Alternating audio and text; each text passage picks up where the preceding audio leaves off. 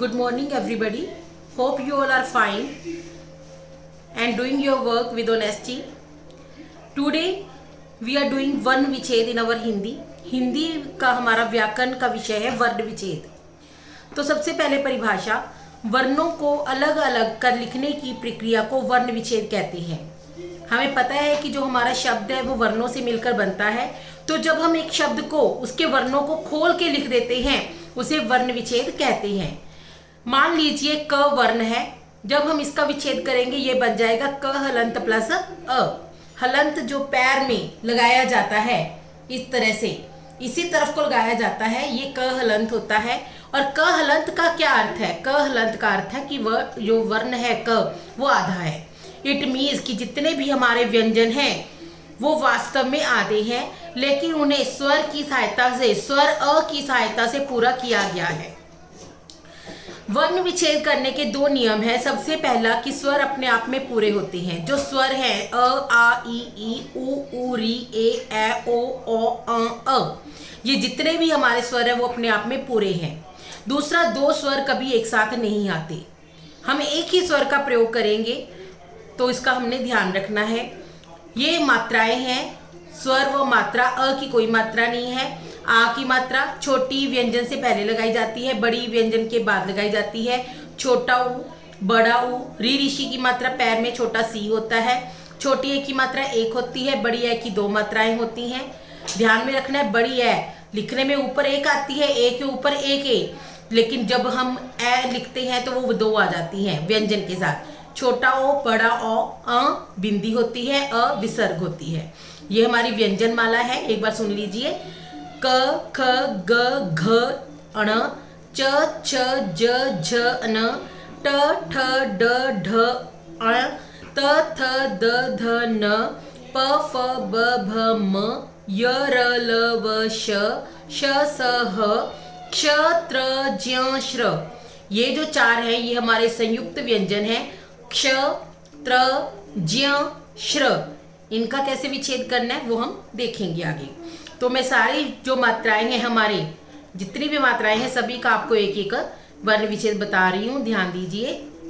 सबसे पहले मैंने शब्द लिया है कमल, जिसमें कोई मात्रा नहीं है. तो मैंने सबसे पहले आपको यही बताया था कि जब किसी के साथ कोई मात्रा नहीं है तो सिंपल वहां पे क हलंत प्लस अ आएगा. कोई भी व्यंजन है वो उसके पैर में हलंत के साथ अ आ जाएगा. जैसे क हलंत प्लस अ क, म का म हलंत प्लस अ, ल का ल हलंत प्लस अ. उसके बाद हमारे पास अगला शब्द है काम. क को आ की मात्रा म, काम. क हलंत प्लस आ. मैंने कहा था कि एक ही स्वर लेना है, तो क के साथ आ की मात्रा है तो मैंने आ स्वर ले लिया. अब मैंने अ को छोड़ दिया. म अकेला है, म हलंत प्लस अ आ गया. बिजली, ब हलंत प्लस छोटी की मात्रा, ज हलंत प्लस अ, ल हलंत प्लस बड़ी ई. मात्रा का पूरा ध्यान रखना है, वही स्वर आएगा जो मात्रा लगी है. कुल, क को छोटे उ की मात्रा है तो क हलंत प्लस छोटा उ, ल हलंत प्लस अ. देन गिल्लू, ग हलंत प्लस छोटी, ल आधा है. मैंने यहाँ पे आपको बताया था कि ल आधा है, क आधा है, तो उसके लिए क हलंत लिख के छोड़ देंगे. तो मैंने यहाँ पे ल हलंत लिख के छोड़ दिया. देन ल को बड़े उ की मात्रा है, ल हलंत प्लस बड़ा उ आ गया. कृषि, री ऋषि की मात्रा है, छोटा सी है, क हलंत प्लस री ऋषि, देन श षटकोण प्लस छोटी ई, कृषि.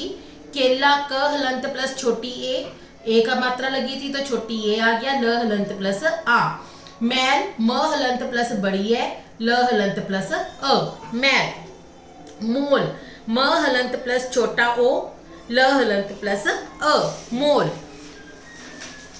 देन कौशल, क हलंत प्लस बड़ा ओ, श हलंत प्लस अ, कौ, श, ल हलंत प्लस अ.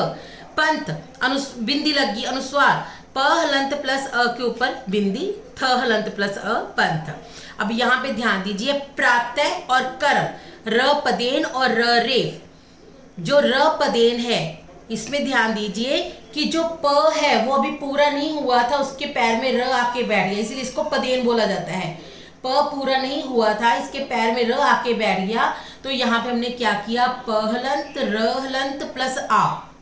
जो र पदेन है वो आधा है तो यहाँ पे हलंत डाल के छोड़ दिया, क्योंकि ये प पूरा होने के बीच में आया था तो बीच में बिठा दिया इसको.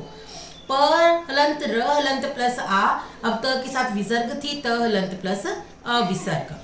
कर्म में क पहले पूरा हो गया, क पूरा लिख लो पहले, क हलंत प्लस अ। उसके बाद र रेफ की साउंड आ रही है, कर्म र, तो र आधा लिख के छोड़ दिया हलंत डाल के, म हलंत प्लस अ कर्म। I hope you understood all. उसके बाद हमारे जो संयुक्त व्यंजन मैंने 4 बताए थे, क्ष, त्र, ज्य, श्र, इनको कैसे करना है। क्ष का जो वर्ण विच्छेद है वो है क हलंत प्लस श षटकोण हलंत प्लस अ, क्ष। माँ का हमें पता ही है, म हलंत प्लस आ, माँ, क्षमा। पत्र प हलंत प्लस अ, प सिंपल है। त्र का त हलंत र हलंत अ, त्र। यज्ञ, य का सिंपल है, य हलंत प्लस अ, य। ज्य का ज हलंत ने हलंत प्लस अ, यज्ञ। श्रम, श र अ, श्र, श्रम। जैसे बोला जाता है वैसे लिखना है, श्र, श र अ, श हलंत र हलंत अ, श्र, म हलंत प्लस अ, श्रम। ये हो गए संयुक्त व्यंजन। अब हमारे कुछ द्वित्व व्यंजन, ब पूरा था, ब हलंत प्लस अ, च आधा था, च हलंत डाल के छोड़ दिया, फिर च था, च हलंत प्लस आ की मात्रा थी आ। अब कुछ हमारे जो शब्द हैं वो पैर में लिखे जाते हैं व्यंजन, तो उनको कैसे करना है। सबसे पहले है शुद्ध वर्ण। यहाँ पे बच्चे ध्यान रखना है हम लोगों ने कि जो द था वो द आधा था, लेकिन उसको सहारा देने के लिए ध उसके पैर में बिठा दिया गया। दोबारा सुनिए, जो पैर में होता है वो व्यंजन पूरा होता है। अगर हम इसको खोल के लिखेंगे तो लिखा जाएगा श उ द हलंत ध, शुद्ध। वही हमने विच्छेद कर देना है, श हलंत प्लस छोटा उ, द हलंत ध हलंत प्लस अ। द आधा था, द हलंत डाल के छोड़ दिया, ध पूरा तो उसके साथ अ आ गया। द्वंद्व, अब पैर में व है, इट मीन्स व पूरा है, उसी के साथ अ लगेगा। द आधा है, द हलंत डाल के छोड़ देंगे, द हलंत व हलंत प्लस अ, बिंदी थी साथ में बिंदी आ गई, फिर द्व है, द हलंत व हलंत प्लस अ। विद्या, द्य, अब यहाँ पे द पूरा नहीं हुआ था लेकिन य पैर में आके बैठ गया, य यहाँ पे पैर में आके बैठ गया, तो ये बन गया विद्या। व हलंत प्लस छोटी प्लस द हलंत प्लस य हलंत प्लस आ, विद्या।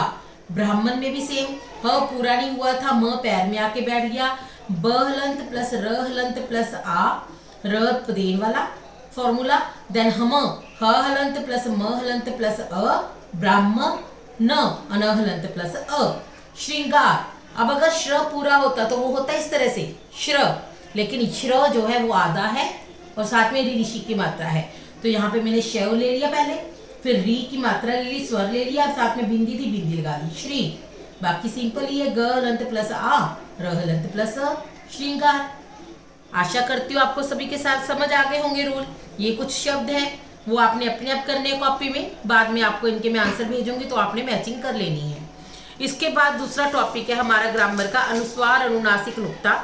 बहुत ही सिंपल सा छोटा सा टॉपिक है हमारा, पूरे ध्यान से समझिए। व्याकरणिक भाषा में बिंदु का प्रयोग अनुस्वार कहलाता है। जो बिंदु हम लगाते हैं, ये जो बिंदु है, जब हम व्याकरणिक भाषा में बोलते हैं तो इसको अनुस्वार कहा जाता है, और जो चंद्र बिंदु है उसको अनुनासिक कहा जाता है। बहुत ही सिंपल है, ध्यान दीजिए। बिंदु का प्रयोग अनुस्वार कहलाता है, चंद्र बिंदु का प्रयोग अनुनासिक कहलाता है, जबकि अरबी फारसी में आए शब्दों के पैर में अर्थात व्यंजनों के नीचे जो बिंदु लगाया जाता है वो नुक्ता कहलाता है। 3 है हमारे, जो अनुस्वार है वो है बिंदु, अनुनासिक है चंद्र बिंदु, नुक्ता है पैर में बिंदु। अब कुछ एग्जाम्पल्स देखिए। अनुस्वार के लिए शंख बिंदु आ गया, पंथ बिंदु आ गया, त्यंत बिंदु आ गया। सिर्फ इतना हमने ध्यान रखना है अनुस्वार अनुनासिक नुक्ता के लिए कि ये सही स्थान पर आने चाहिए। ये नहीं कि यहाँ पे लगा दिया, जहां दिल किया लगा दिया, नो, ये गलत हो जाएगा फिर, ठीक है ना। तो अनुनासिक आंगन, खूंटा, घूंघट, चांद, मुंह, धुआं, कहाँ, यहाँ, सांस। नुक्ता के लिए बाहर से आए जो हमारे हैं शब्द, साफ, मरीज, खुदा, फकीर, रफू, फर्ज, कौम, बर्फ, ज्यादा। ये आप लोगों ने अपनी नोटबुक में लिख लेना है बच्चे। उसके बाद ग्रामर में से इसकी और एग्जाम्पल पढ़ेंगे और वर्ण विच्छेद की भी हम ज्यादा एग्जाम्पल्स करेंगे। Thank you everybody, hope you understood and you will complete your notebook. I am waiting for your work, so please complete your work fast and send to me. Thank you.